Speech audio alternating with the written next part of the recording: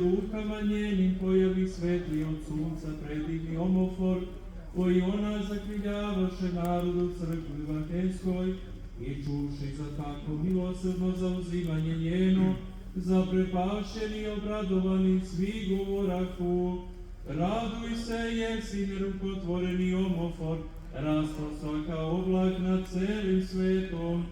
Raduj se, jer na ruci svojoj držiš znak prevečnog arhijereja, sina svoga. Raduj se, jer ti me javljaš novu milost i novu blagodat u crkvi pravoslavnoj.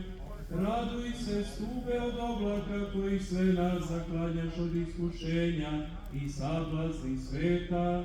Raduj se, stube ognjeni koji svima nama pokazuješ put spasenja usled magle greha.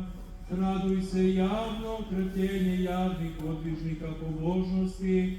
Raduj se, tajno savjetovanje tajnih slugu Božiju usred sveta. Raduj se, jer ti mene siromašnog u dobrim delima ne ostavljaš svojim pokrovom i blagodaću. Raduj se, radosti naša, zakloni nas od svakoga zla, čestnim svojim omoforom. Raduj